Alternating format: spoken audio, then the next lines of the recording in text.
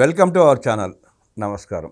ఏరు దాటాక తెప్ప తగలేసే రకం జగన్ రెడ్డి అన్న నానుడి ప్రజలతో పాటు వైఎస్ఆర్ కాంగ్రెస్ పార్టీలో కూడా ఉన్నది. వాస్తవం కూడా అదే. జగన్మోహన్ రెడ్డికి మనుషులను వాడుకొని వదిలేయటం వెనతో పెట్టిన విద్య. ఆ కుటుంబానికి కూడా అదే పరిస్థితి. జోసెఫ్ కూడా జగన్మోహన్ రెడ్డి చెప్పినట్టు ఆడి ఇష్టానురీతిగా మాట్లాడి సమాజం మీద, మతాల మీద, రాజ్యాంగం మీద, ప్రభుత్వాల మీద దాడి చేసి అరెస్ట్ అయిన నేపథ్యంలో జగన్మోహన్ రెడ్డి చేతులెత్తేశాడు అని కొంతమంది అనుకుంటున్నారు. కానీ జగన్మోహన్ రెడ్డి నాటకీయంగా కొడాల నానితో ఒక రకంగా మాట్లాడించి, అంబటి రాంబాబుతో చిలక పలుకులు పలికించి, పొన్వల సుధాకర్ రెడ్డిని లీగల్ ఎయిడ్గా నియమించి ప్రజల్ని ఆ రావణ్ కుటుంబాన్ని, రావణ్ని అనుసరిస్తున్న వాళ్ళని కూడా గందరగోళంలో పడేశాడు. అసలు జగన్ రెడ్డి ఏం చేస్తున్నాడు? పొన్నవోలు సుధాకర్ రెడ్డికి ఆ కేసు అప్పచెబితే బెయిల్ రాదు అన్న వార్తలు వినిపిస్తున్న నేపథ్యంలో గతంలో జరిగిన పరిస్థితులను కూడా మనం గమనిస్తే పొన్నవోలు సుధాకర్ రెడ్డి ఎవరి తరపున వాదించినా బెయిల్ రాదు, రిమాండ్ అవటం ఖాయమన్న నానుడి ఆ పార్టీలో కూడా ఉంది. జగన్మోహన్ రెడ్డి తప్పించుకోవడానికి ఎలాగో బెయిల్ రాదు కాబట్టి, పొన్నవోలు సుధాకర్ రెడ్డికి ఆ పేరు ఉంది కాబట్టి అలా నియమించి మోసం చేసే ప్రయత్నం మరోసారి చేస్తున్నాడా? రావణ్ని సమర్థిస్తూ సమావేశాలు పెట్టడం ఎంతవరకు సమంజసం తెలుసుకునే ప్రయత్నం చేద్దాం. విశ్లేషించడానికి మనతో పాటు ఉన్నారు ప్రముఖ ఆర్థిక, రాజకీయ, సామాజిక విశ్లేషకులు కొత్త రవీంద్రబాబు గారు. వారిని మరిన్ని విశేషాలు తెలుసుకుందాం.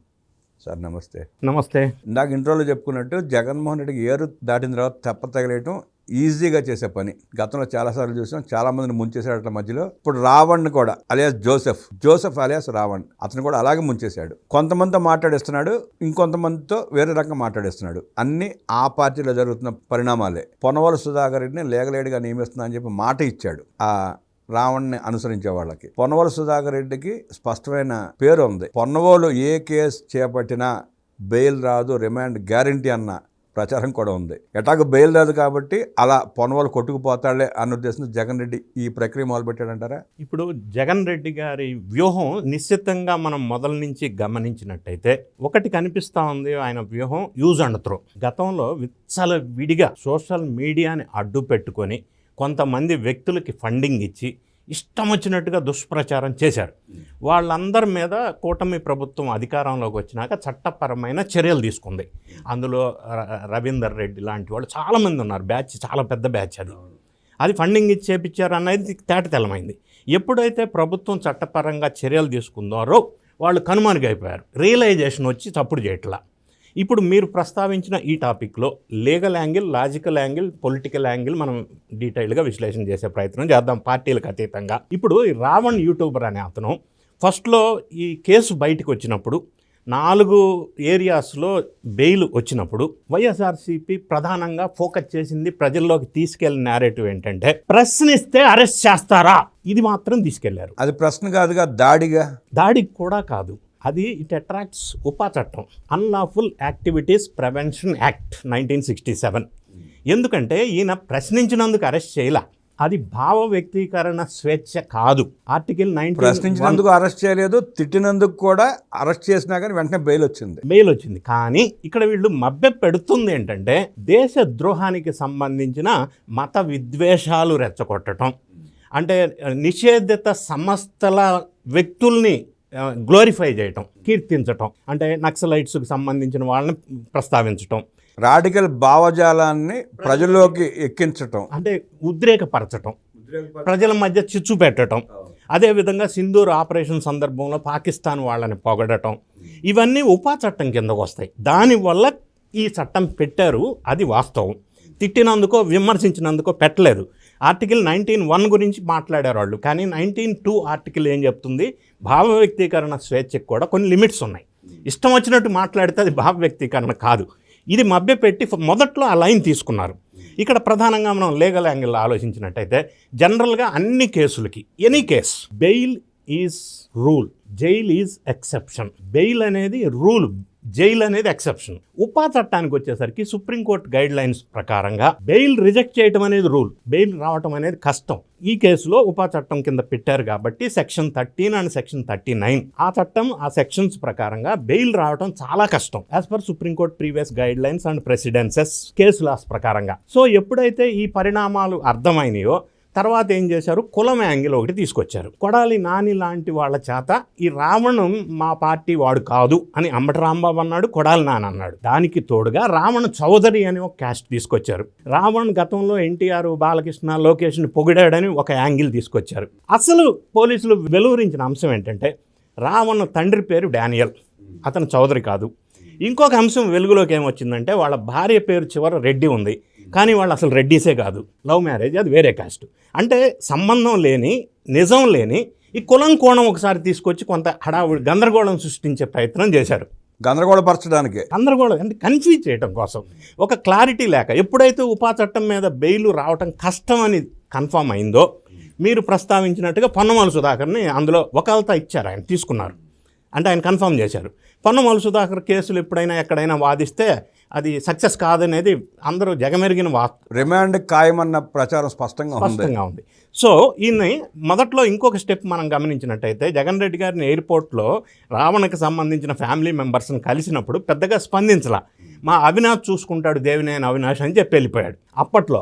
అంటే ముందుకు వెళ్తేనేమో ఇప్పుడు రెండు రకాల అంశాలు, వ్యూహాలు ఇక్కడ.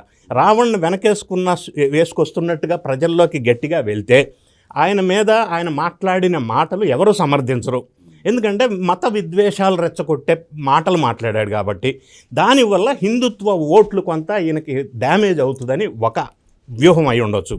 రెండోది, రావణ్ వెనకేసుకు రావటం వల్ల బీజేపీకి కొంత ఇబ్బందికరమైన పరిస్థితి వస్తే జగన్ రెడ్డికి ఇబ్బంది అవుతుందని. అలా హిందుత్వం మీద దాడి చేసి సనాతన ధర్మాన్ని దూషించిన వ్యక్తిని సమర్థిస్తూ నిన్న ఒక రౌండ్ టేబుల్ సమావేశం జరిగింది.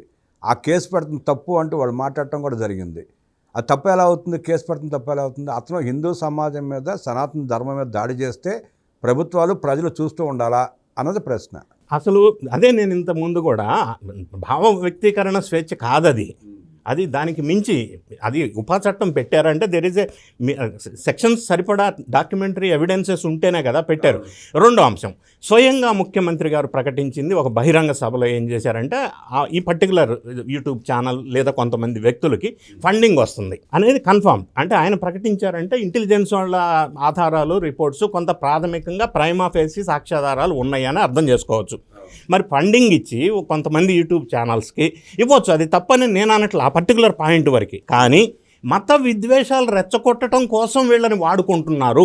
దానివల్ల ఇప్పుడు కుల విద్వేషాలు, మత విద్వేషాలు లేదా హిందుత్వవాదం, ఫస్ట్లో ఈయన అరెస్ట్ చేసినప్పుడు పవన్ కళ్యాణ్ మీద అన్నారు కాబట్టి అరెస్ట్ చేశారు అని అన్నారు. పవన్ కళ్యాణ్ని అన్నందుకు అరెస్ట్ చేయాల. ఉపా చట్టంలో వ్యతిరేక కార్యక్రమాలు ఈయన చేసినట్టు సాక్ష్యాధారాలు చాలా ఉన్నాయి కాబట్టి అరెస్ట్ చేశారు. సో ఇప్పుడు డ్యూయల్ పాలసీ, మళ్ళీ అంటే యూజ్ అండ్ త్రో పాలసీ ఒకవైపు కనిపిస్తుంది, ఒకవైపు మద్దతు ఇచ్చినట్టుగా మొదట్లో అనిపించేటట్టు చేశారు. అంబటి రాంబాబుని రంగంలోకి దించి, తర్వాత కొడాలి నాని, పొన్నమల సుధాకర్ కొంతమందిని అడ్డు పెట్టుకొని మళ్ళీ డిస్టెన్స్ మెయింటైన్ చేస్తున్నట్టు చేశారు. అంటే ఈ ద్వంద్వ వైఖరి ఒకటి, యూజ్ అండ్ త్రో పాలసీ ఒకటి, ఇచ్చినట్టే ఇచ్చి మళ్ళీ ఇవ్వకుండా వెనక్కి దొబ్బేసే ప్రయత్నం, ఇవన్నీ రకరకాల అంశాలు వెలుగులోకి వచ్చినాయి. ఇప్పుడు నిన్న రావణ్ వాళ్ళ కుటుంబంలో ఇంటిలో మొత్తాన్ని కూడా సోదా చేశారు. రావణ్కి సంబంధించిన కొలీగ్ ఒక ఆమె గమన అనే ఆమెను కూడా ఇన్వెస్టిగేషన్ చేస్తున్నారు. సో వీటన్నిటి ద్వారా ప్రైమా ఫేసి ఒక ఎస్టాబ్లిష్మెంట్ కేసు అయింది ఒకటి. రెండోది, ఈ రావణ్ మీద పెట్టినటువంటి రిమాండ్ రిపోర్ట్ 20 పేజెస్ ఉంది, అది నేను డీటెయిల్డ్గా స్టడీ చేశాను. అందులో రిమాండ్ రిపోర్ట్లో క్లియర్గా ఎస్టాబ్లిష్ అయిన సత్యం ఏంటంటే, ఈయన ఎలా మాట్లాడాడు, అది ఈ సెక్షన్స్ ఎలా అట్రాక్ట్ అవుతాయి అనేది బేసిక్గా వాళ్ళ దగ్గర వీడియోస్ ఉన్నాయి. లేవు అసలు ఈయన మాట్లాడలేదు అని అనుకుంటే ఆ వీడియోస్ ఎందుకు డిలీట్ చేయాల్సి వచ్చింది? డిలీట్ చేసిన వీడియోస్ మళ్ళీ రిట్రైవ్ చేస్తారు పోలీసులు అనేది కూడా అందరికీ తెలిసిన సత్యమే. అవన్నీ వీళ్ళ దగ్గర డాక్యుమెంట్స్ ఉన్నాయి పోలీసు వాళ్ళ దగ్గర. రిమాండ్ రిపోర్ట్లో స్పష్టంగా డీటెయిల్స్ మెన్షన్ చేశారు. ఎప్పుడైతే కేసు స్ట్రాంగ్గా ఉందో, ఇక జైలు చాలా కష్టం అని తెలిసిపోయిందో, మళ్ళీ ప్లేటు మార్చేసి నిన్న మీరు అన్నట్టుగా ఒక రౌండ్ టేబుల్ కాన్ఫరెన్స్ పెట్టి కొంతమందిని సమావేశపరిచి ఉపా చట్టం మీద వ్యతిరేకంగా మాట్లాడిచ్చారు. ఇంతటితో ఆగకుండా కొడాలి నాని ద్వారా వెటకారంగా, అంటే సర్కాస్టిక్గా ఉపా చట్టం, ఇడ్లీ చట్టం, అంటే చట్టాలని కూడా గౌరవించలేని వ్యక్తులు, చట్టాన్ని అపహాసం చేసిన వ్యక్తి మీద కూడా కేసు పెట్టి అరెస్ట్ చేసే అవకాశం. ఆల్రెడీ కేసు బుక్ అయింది, ఆల్రెడీ కేసు రిజిస్టర్ అయింది. ఎందుకంటే చట్టాలని మనం అవమానపరచకూడదు, అంటే హేళన చేయకూడదు, గౌరవించాలి. ప్రజాప్రతినిధులుగా ఉన్న వాళ్ళకి ఆ బాధ్యత ఎక్కువ ఉంటుంది మామూలు మనిషి కంటే కూడా. అంటే ఇష్టం వచ్చినట్టు మాట్లాడితే చట్టాల మీద అది దేశద్రోహం కింద వస్తుంది అది కూడా. సో దాని మీద కూడా అతని మీద కేసు పెట్టారు, అది సెకండ్ పార్ట్. కొడాలి నాని మాట్లాడిన దాని మీద కేసు పెట్టారు, దేశద్రోహం సంఘ విద్రోహ శక్తులను ప్రోత్సహించడం అని అర్థమవుతా ఉంది. దమ్ముంటే అరెస్ట్ చేయండి కొడాల నానిని అంటూ మళ్ళీ అంబటి వ్యాఖ్యలు. అంటే ఇవన్నీ వ్యూహాత్మకంగా ప్రజల్ని రెచ్చగొట్టి వాళ్ళ కార్యకర్తలకు ఏదో కొంత భరోసా ఇస్తున్నాము అన్న యాంగిల్లో వెళ్తున్నారు, వ్యూహాత్మకంగా వెళ్తున్నారు. రాజకీయంగా వ్యూహాత్మకంగా వెళ్తే ప్రజలు ఫాలో అయ్యే అవకాశం ఉంటుంది. దేశ ద్రోహికి ఉపయోగపడేలా మాట్లాడుతూ ఉంటే ఎలా ఇప్పుడు ప్రజెంట్ జరుగుతున్న వైఎస్ఆర్ కాంగ్రెస్ పార్టీలో నాయకులు ఇస్తున్న స్టేట్మెంట్స్ ప్రకారం రావణ్ని బహిరంగంగా ఓపెన్గా సమర్థిస్తే కొంత నెగటివ్ వీళ్ళ మీద పడుతుంది అని వాళ్ళకి అర్థమైనట్టుగా కొంత స్టాండ్ మార్చుకున్నారు అనేది ఒకటి. రెండోది డబుల్ గేమ్ కనిపిస్తూ ఉంది ఇక్కడ. నిన్న రౌండ్ టేబుల్ సమావేశంలో కూడా అంబటి రాంబాబు స్పష్టంగా మాట్లాడుతూ ఆధునిక సమాజంలో రావణుడే గెలుస్తాడు, రావణుని గెలిపిస్తాం, రావణుడి చేత దాడి చేపిస్తాం సమాజం మీద, హిందూ మతం మీద, సనాతన ధర్మం మీద అని స్పష్టంగా మాట్లాడుతున్నాడు ఆయన. దాన్ని బట్టి నాకేం అర్థమైందంటే మొదట్లో ఇదే అంబటి రాంబాబు రావణ్ మా పార్టీకి సంబంధం లేని వ్యక్తి, మా పార్టీ వ్యక్తి కాదు అన్నాడు, మేము ఫండ్స్ ఇవ్వట్లేదు అన్నాడు, మేము వెనకేసుకు రావట్లేదు అన్నాడు ఒకానొక టైంలో. మళ్ళీ ఇప్పుడు స్టాండ్ మార్చుకొని మూడో రోజునే స్టాండ్ మార్చేసి ఇప్పుడు రావణే గెలుస్తాడు అని అంటే దాన్ని ఏ విధంగా చూడాలి? ఇదే డబుల్ స్టాండర్డ్స్, డబుల్ గేమ్. అంటే వాళ్ళు కన్ఫ్యూజ్ అయిపోయి జనాన్ని మభ్యపెట్టే ప్రయత్నం తప్ప అవగాహన ఉండి లేకపోతే ఎవడు గైడ్ చేస్తున్నాడో స్ట్రాటజిస్ట్ కానీ ఏ విషయంలోనైనా కూడా తడబడు వ్యవహారం అన్నిటిలో చాలా విషయాల్లో మనం గమనిస్తున్నాం. వాళ్ళు తీసుకున్నటువంటి స్టాండ్స్ అన్నీ ఫెయిల్ అవుతూనే ఉన్నాయి. అది మొదల నుంచి కూడా అదే వ్యవహారం నడుస్తూ ఉంది. సో రావణ్ విషయంలో కూడా డ్యామేజ్ కంట్రోల్కి మళ్ళీ ఇప్పుడు నెక్స్ట్ ఇంకొక స్టెప్ కూడా తీసుకునే అవకాశం స్పష్టంగా ఉంది. ఎందుకంటే దానివల్ల ఆ పార్టీకి నష్టం జరుగుతుంది ఇక్కడ సపోర్ట్ చేయటం వల్ల. పోలీసులకి సాక్ష్యాధారాలు ఉన్నాయి కాబట్టి. రౌండ్ టేబుల్ సమావేశంలో కొంతమంది మేధావులు కూడా వ్యక్తపరిచారు, ఉపా చట్టం అతని మీద పెట్టడం కరెక్ట్ కాదు, పిచ్చుకు మీద బ్రహ్మాస్త్రమా అంటూ చాలామంది మేధావులు కూడా మాట్లాడారు. అది ఎంతవరకు సంబంధించి కానీ నేను అదే అంటున్నా, 20 పేజీల రిమాండ్ రిపోర్ట్లో స్పష్టమైన ఆధారాలు వాళ్ళు చదువుకుంటే వాళ్ళకి క్లియర్గా ఉంది. ఎవిడెన్సెస్ లేకుండా ఉపా చట్టం పెట్టరు. నంబర్ 1 పెట్టిన కోర్టులు అనుమతించవు. నేను అక్కడికి వస్తున్నా. నంబర్ 1, ఒకవేళ వీళ్ళు పెట్టకూడని ఉపా చట్టం పెట్టి ఉంటే కోర్ట్స్ యాక్సెప్ట్ చేయవు, కోర్టులు యాక్సెప్ట్ చేయవు. గతంలో ఇంతకు ముందు 4 ప్రాంతాల్లో బెయిల్ ఎట్లా వచ్చిందో వీళ్ళు ఒకవేళ పెట్టకూడని ఆధారాలు లేని ఉపా చట్టం పెట్టి ఉంటే కోర్టులు యాక్సెప్ట్ చేయవు. పెట్టినట్టు బలైపోతాడు ముందు, కోర్టులు యాక్సెప్ట్ చేయవు కదా. సో కోర్టు యాక్సెప్ట్ చేసింది, రిమాండ్కి పంపించింది అని అంటే prima facie there is an evidence.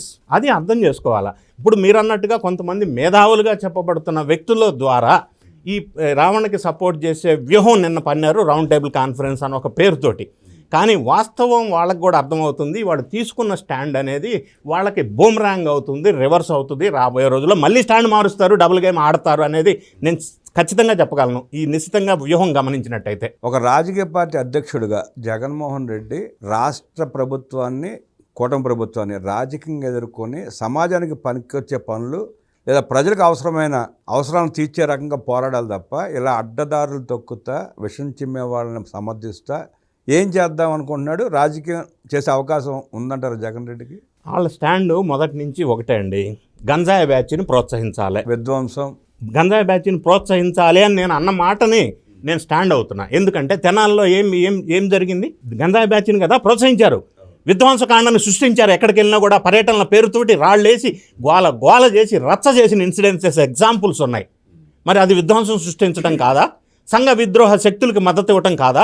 జైలుకి వెళ్ళిన ప్రతి ఒక్కడికి నేరం చేసి జైలుకి వెళ్తే వాళ్ళకి మద్దతుగా సపోర్ట్ ఇచ్చి పరామర్శన చేశారు. దాన్ని ఏ విధంగా చూడాలి మనం? దానివల్ల ఓటు ర్యాలీ అయ్యే అవకాశం లేదు అతనికి? ఖచ్చితంగా లేదు. దీనికంటే కూడా అసెంబ్లీలోకి వెళ్ళి సమస్యలను ప్రస్తావన తీసుకొని ఒక క్రియాశీలక ప్రతిపక్ష హోదా లేకపోయినా కూడా ప్రతిపక్ష పార్టీగా వ్యవహరించాలి. నంబర్ 1. నంబర్ 2, ప్రజలతో సత్సంబంధాలు ఉండాలి, ప్రజా సమస్యల్ని పరిశీలించాలా. నాట్ ఆపరేటింగ్ ఫ్రమ్ బెంగళూరు, ఈ has to operate from Andhra Pradesh. So ఇవన్నీ మరచేసి కొంతమంది వ్యక్తులని ఫండింగ్ ఇచ్చేసి ఇష్టం వచ్చినట్టు మాట్లాడేసి కేసు పెడితే కులం తీసుకొస్తారు, కేసు పెడితే మతం తీసుకొస్తారు, కేసు పెడితే పార్టీ తీసుకొస్తారు. అట్లా అయితే కోర్టులు ఎందుకు యాక్సెప్ట్ చేస్తాయి? సో ఈ ప్రాథమిక సూత్రాన్ని మర్చిపోయి ప్రజల్ని మభ్యపెట్టడం కోసం డబుల్ గేమ్ ఆడుతున్నాడు Jaganmohan Reddy and team and party అనేది స్పష్టంగా అర్థమవుతుంది. ఇందులో మళ్ళీ ఇంకో స్టాండ్ తీసుకుని ఆశ్చర్యపోని అవసరం లేదు. జగన్మోహన్ రెడ్డి రాజకీయంగా ప్రజల పక్షాన్ని నిలబడి పోరాడాల్సింది పోయి సంఘ విద్రోహ శక్తుల్ని భుజం తడుతూ వాళ్ళని రెచ్చగొట్టి రాజకీయ పబ్బం గడుపుకునే ప్రయత్నం చేస్తున్నాడని, అది ఆ పార్టీకి జగన్ రెడ్డి కూడా మంచిది కాదంటూ విశ్లేషించిన కొత్త రవీంద్రబాబు గారికి ధన్యవాదాలు తెలియజేస్తూ నమస్కారం. నమస్తే.